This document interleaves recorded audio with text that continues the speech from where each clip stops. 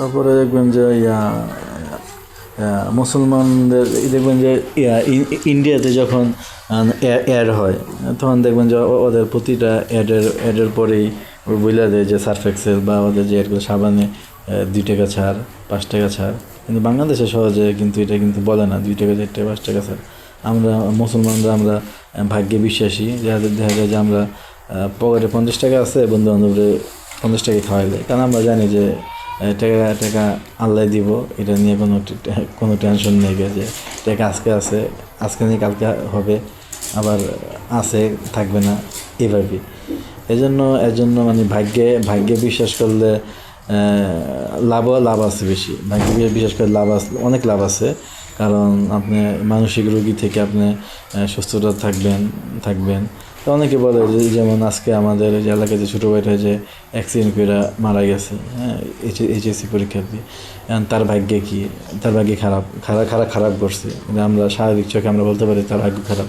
কিন্তু আবার দেখবেন যে অনেক অপদার্থ ছেলে আছে যে যার 2 টাকা ইনকাম করার অ্যাবিলিটি নাই, কিন্তু বাপের কোটি কোটি টাকা আছে, তাহলে ওইটাও তো একটা ভাগ্য।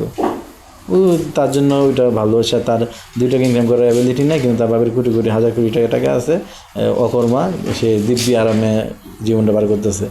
ভাগ্য যে শুধু খারাপ দিক দিয়ে হয় তা না, ভাগ্য ভালো কিছু অনেক সময় করে, ম্যাক্সিমাম সময় ভাগ্য ভালো কিছুই করে।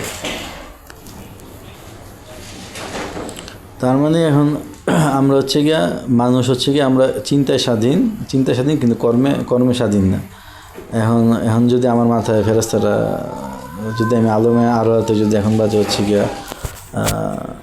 9টা বাজে, রাত 9টা, যদি থাকে যে আমি আলমে আরোয়াতে রাত 10টার দিকে যাই, আমি ডিনার করতেছি, যে ফেরেশতারা আমার এমনভাবে ডিগ্রির মাধ্যমে পেশা মানে রুহু ঢুকাই দিব যে মানে খালি ফোর্স মারবো যে আমি এই 10টার মধ্যে আমি আর ভালো লাগবে না এই জায়গায়, এমন চিন্তা ঢুকাই দিব যে বাসায় যায় বাকি কাজগুলো করতে হইব। তো ওই চিন্তা ঢুকাই দিব, চিন্তাতে আমরা চলে যাবো, তাহলে দেখা যাবো যে কাজ হয়ে গেছে আর কি। আলমে আরোয়াতে যাওয়া হয়েছে, আর এখানে তাই হয়েছে, কারণ ওখানে আমরা ফ্রি উইলি ছিল আলমে আরোয়াতে বা আলমে মেসালে, আর এখানেও আমাদের ফ্রি উইল আছে। এই ফ্রি উইল থাকার ফলেও যেখানে একটু জটলা আল্লাহ আলেম আরোয়াতে যেখানে একটু জটলা বাঁধছিল, ওই জটলাটা ছোটায় দেওয়ার জন্য ওই যে 10,000 বছরের ফেরেশতাগুলির আল্লাহ পাঠায় আমাদেরকে ওই কাজগুলি, যানজটগুলা ছোটায় দেওয়ার জন্য। এ হচ্ছে গিয়া ভাগ্য। এখন এই কনসেপ্ট ছাড়া ভাগ্যরে আসলে ভালোভাবে আর ডিফেন্ড করা যাইতেছে না। তা আমি অনেক হুজুর স্কলারদের ভিডিও, ইউটিউব, অনেক কিছুই, আমাদের বই টইও দেখছি।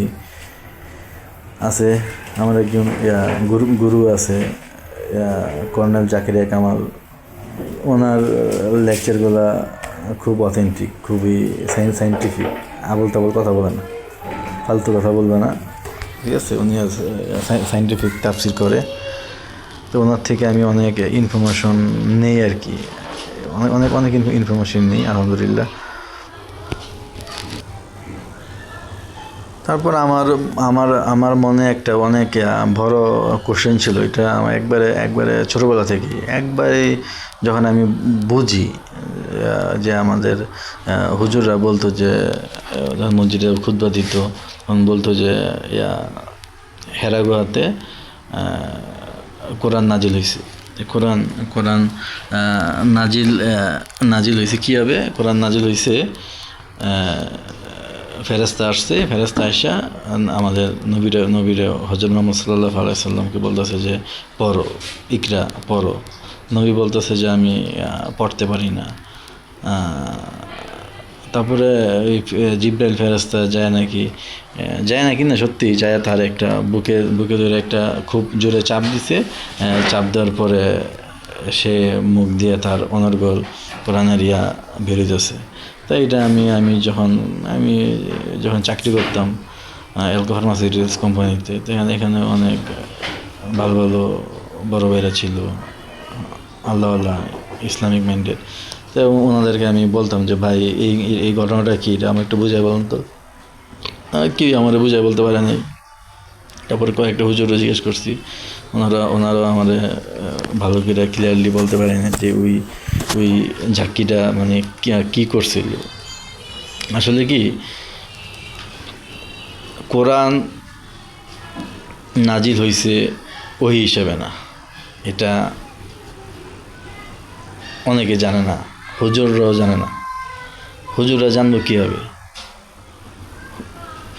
হুজুরদেরকে আরও ভালো সিলেবাসে পড়ালেখা করাইতে হইব, ওদেরকে আরও ডেভেলপ করতে হইব, কোরআন রিসার্চ সেল বানাইতে হইব। আস্তে আস্তে হাদিসরে রাখতে হবে হচ্ছে গিয়া ইতিহাসের বই হিসেবে রাখবো। হাদিস লাগবে, হাদিস ছাড়া অনেক কিছু, যেমন মেরাজ হাদিস ছাড়া ব্যাখ্যা করতে পারবেন না, ঠিক আছে? মেরাজ হাদিস ছাড়া ব্যাখ্যা করা অসম্ভব ব্যাপার, ঠিক আছে?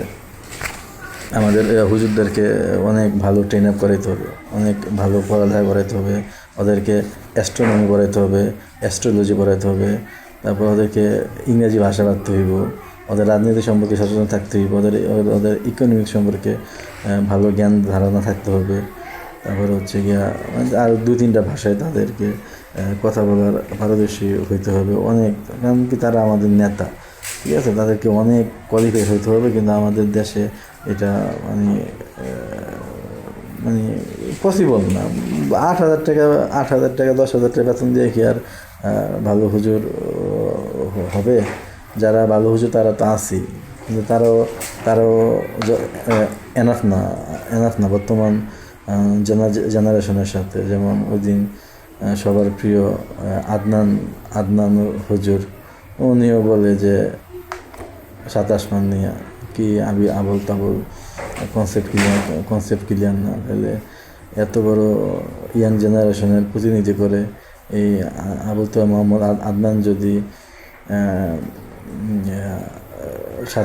সাতি স্তর আসমান নিয়া এইসব বলে, তাহলে তো নাস্তিকরা তো আরও সুযোগ পাওয়া যাবে। নাস্তিকরা তো বসে আছে যে আমাদের বড় বড় ইসলামিক স্কলারদেরকে সাইজ করার লিগে, যে একটু ভুল পাইব একবারে হ্যামনি ধরবো, ঠিক আছে? তা আমাদের হুজুরদেরকে সায়েন্স পড়াইতে হবে, প্রচুর সায়েন্স পড়াইতে হবে। কারণ কি, কোরআনের সায়েন্টিফিক আয়াতগুলোই সায়েন্সের যেমন ওরা ইলেকট্রন, প্রোটন, নিউট্রন কি না জানলে অ্যাটম বুঝবো না, অ্যাটম কি না বুঝলে মহাবিশ্ব আবিষ্কার হয়েছে কীভাবে এটা বুঝবো না।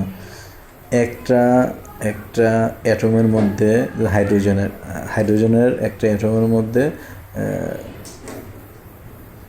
হাইড্রোজেনে তো একটা ইলেকট্রন, একটা প্রোটন আছে। 2টা ইলেকট্রনকে ভাঙতে হইলে এটা বিজ্ঞানীরা আবিষ্কার করছে যে 2টা ইলেকট্রনকে যদি সেপারেট করতে হয়, তাহলে একের পরে 29টা শূন্য দিলে যে পরিমাণ টেম্পারেচার হবে, এই টেম্পারেচারে হিট দিলে একটা অ্যাটম ভাঙবে। একটা অ্যাটম ভাঙে 2টা ইলেকট্রন 2 মহাবিশ্বে যদি চলেও যায়, তারা এনটাইন অ্যাঙ্গেলমেন্টের মাধ্যমে একজন আরেকজনের সাথে যোগাযোগ থাকবে। একটা ইলেকট্রনের কোনো চেঞ্জ আনলে ওই মহাবিশ্বের আরেক প্রান্তে আরেকটা ইলেকট্রনেরও চেঞ্জ আসবে। ও যেটা বলতে নিয়েছিলাম যে নবীরে যে বললো যে বুক দিয়া চাপা দিয়া যে বললো যে চাপা দিছে, এটা কি?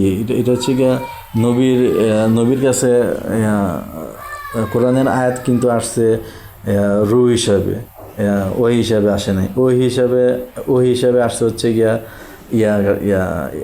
ঈসা নবীর কাছে, জিবরাইল, রুহুল্লাহ জিবরাইলের মাধ্যমে ঈসা নবীকে দিয়ে আল্লাহ কথা বলাইছে।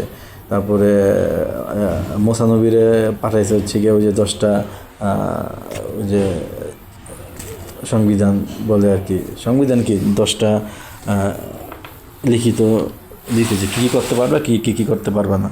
তো দুইভাবে পাঠায় দেখছে আল্লাহ, দেখছে যে ওদের মধ্যে শয়তান ঢুকে যায়। এবং যেমন ঈসা নবী অবশ্যই বলে নাই যে আমি আল্লাহর পুত্র, অবশ্যই সে একজন নবী হয়ে এটা বলে নাই, এটা শয়তান ঢুকাই দিয়েছে।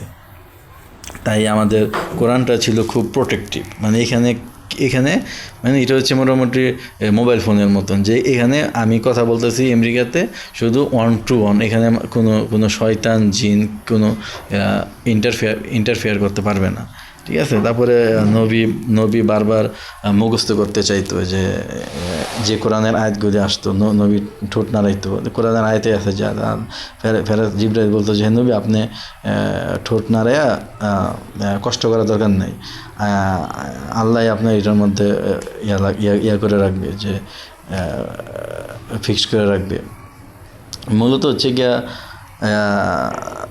নবী, আমাদের প্রিয় নবী হযরত মুহাম্মদ সাল্লাল্লাহু আলাইহি সাল্লামের পিছনে ডিগ্রি,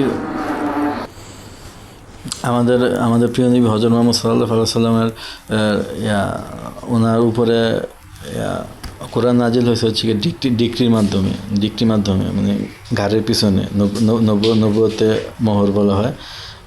ওই দিক দিয়ে হয়তো বা আল্লাহ ডাটা কেবল, কম্পিউটারে যেরকম ডাটা কেবল থাকে না, যে পেন ড্রাইভ থেকে ডিভাইন পেন ড্রাইভ, একটা ডিভাইন পেন ড্রাইভ নবীজির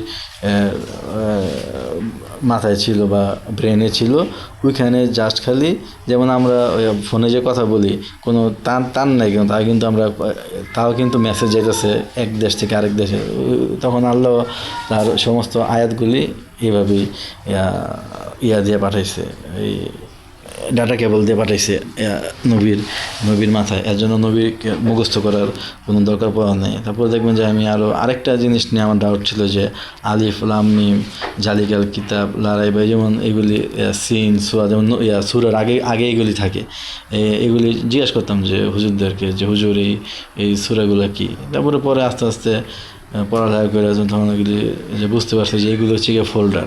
দেখা যাবে যে যেমন আমরা কম্পিউটারে রাখি না, যে বাংলা নাটক, হিন্দি সং, ব্যান্ডের সং, ওয়ার